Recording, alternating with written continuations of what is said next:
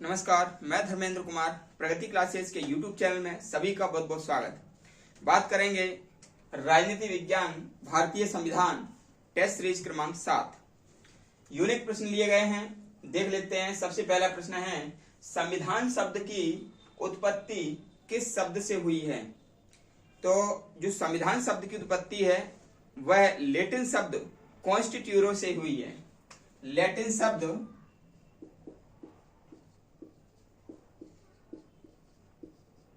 कॉन्स्टिट्यूरो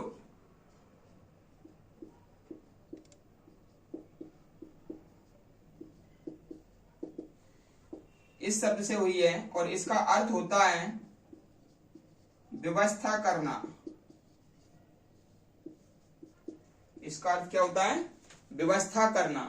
तो ये प्रश्न आ जाता है। वैसे तो संविधान की जो जननी है वह देश है ब्रिटेन। ब्रिटेन को संविधान की जननी कहते हैं क्योंकि सबसे पहला जो संविधान है वो वहीं से शुरुआत हुआ था, ब्रिटेन से। लेकिन यदि प्रश्न आ जाता है कि लिखित संविधान कहां से शुरू हुआ था, तो वह देश है अमेरिका। अमेरिका से सबसे पहला लिखित संविधान बना था। ठीक है, तो संविधान शब्द की उत्पत्ति लैटिन शब्द कॉन्स्टिट्यूरो से हुई है, जिसका अर्थ होता है व्यवस्था करना। ठीक है, अगला देख लेते हैं। अगला प्रश्न है, ईस्ट इंडिया कंपनी की स्थापना कब हुई? तो ईस्ट इंडिया कंपनी की स्थापना 31 दिसंबर 1600 ईस्वी में हुई थी। ईस्ट इंडिया कंपनी की स्थापना 31 दिसंबर 1600 ईस्वी में हुई और इसके लिए चार्टर एक्ट बनना प्रारंभ हो गया था, क्योंकि जो ब्रिटेन है वो भारत में ईस्ट इंडिया कंपनी के माध्यम से चार्टर एक्ट बना करके भारत पर प्रशासन वो करता था। ठीक है, तो ईस्ट इंडिया कंपनी की स्थापना 31 दिसंबर 1600 से ये स्थापना हुई। अगला प्रश्न है, किस एक्ट के द्वारा कंपनी के शासन के लिए एक लिखित संविधान प्रस्तुत किया गया? ठीक है, किस एक्ट के द्वारा कंपनी के शासन के लिए एक लिखित संविधान प्रस्तुत किया गया? तो 1773 का जो एक्ट है, 1773 का एक्ट, इसको कहते हैं रेगुलेटिंग एक्ट, यानी कि नियामक अधिनियम, ये इसके नाम है। रेगुलेटिंग एक्ट भी कहते हैं और नियामक अधिनियम भी कहते हैं इसको। और 1773 के एक्ट के द्वारा एक लिखित संविधान जो है ना शासन, कंपनी के शासन के लिए प्रस्तुत किया गया था। ये बहुत ही इंपोर्टेंट प्रश्न है।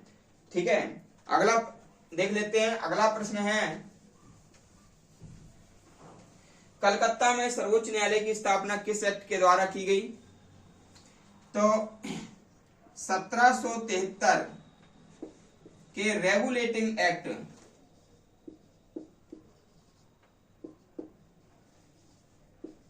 के द्वारा कलकत्ता में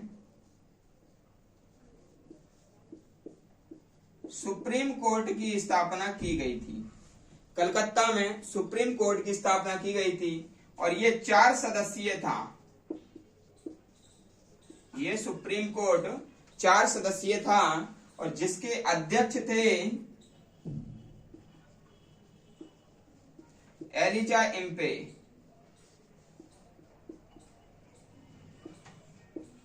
Elijah Impey, लिमेंस्टर,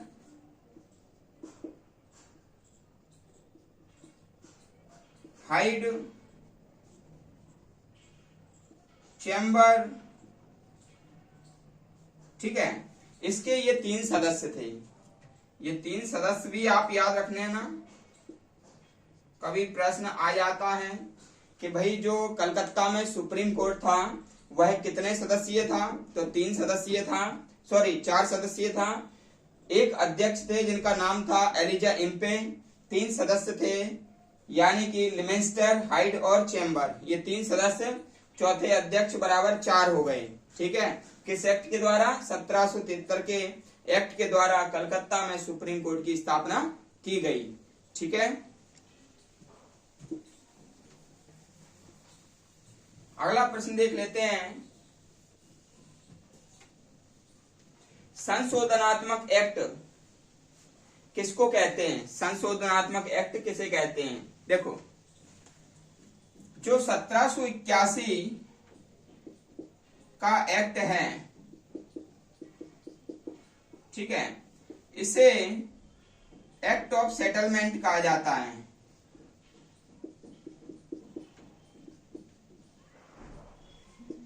act of settlement या संशोधनात्मक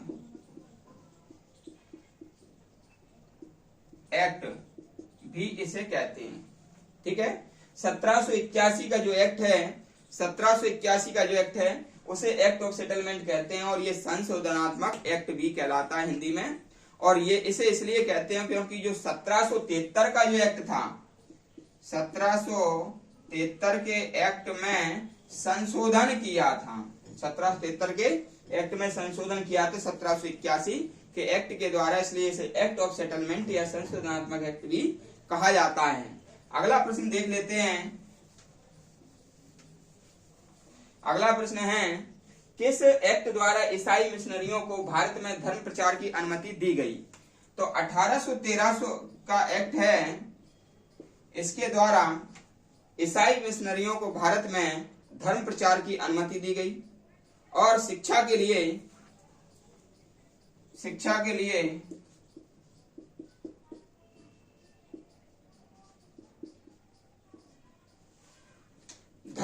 धन का प्रबंध किया गया, धन का प्रबंध किया गया। ठीक है, अगला देख लेते हैं।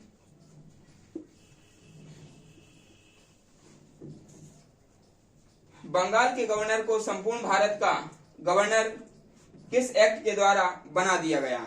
ठीक है, तो यह याद रख लेना, 1833 के एक्ट के द्वारा बंगाल के गवर्नर को भारत का गवर्नर जनरल बना दिया गया था। ठीक है, अगला प्रश्न है, किस एक्ट को act for the better government act कहा जाता है? ठीक है, तो ये 1858 का जो एक्ट है, ठीक है, इसके द्वारा क्या हुआ, कंपनी का शासन समाप्त हो गया था, कंपनी का शासन समाप्त और ताज का शासन प्रारंभ।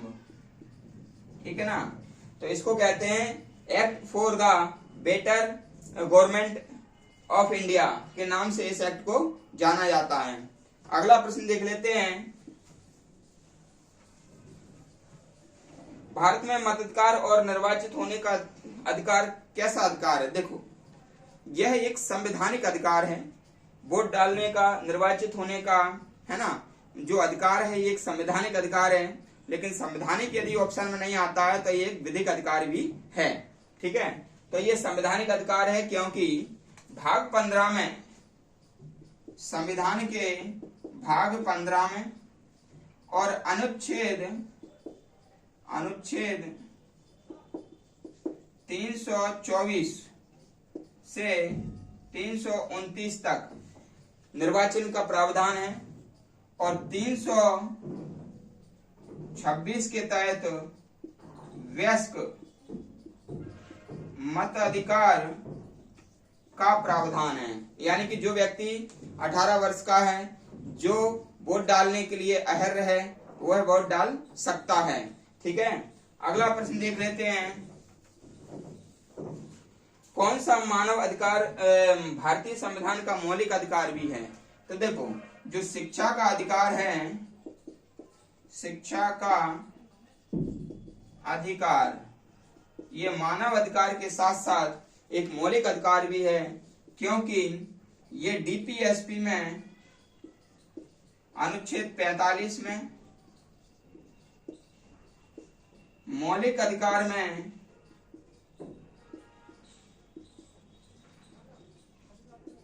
अनुच्छेद 21A में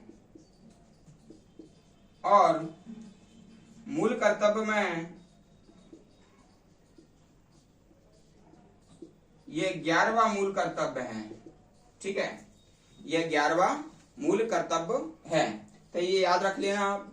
और इस के द्वारा जो 6 से 14 वर्ष, यदि कोई बच्चा 6 वर्ष से 14 वर्ष के बीच में है तो निःशुल्क शिक्षा का प्रावधान है। निःशुल्क शिक्षा का प्रावधान है सरकारी स्कूलों में प्लस निजी स्कूलों में।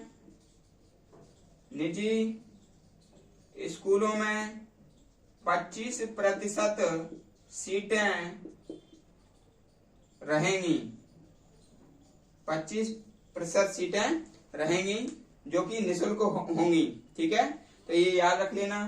तो आज की ये टेस्ट सीरीज आपको कैसी लगी आप कमेंट्स करके बताना, और जो व्यक्ति नए हैं वो चैनल को सब्सक्राइब जरूर करें और वीडियो को अधिक से अधिक शेयर करें, और यदि कोई आपका कमेंट्स है तो आप कमेंट्स करें। सभी का बहुत बहुत धन्यवाद।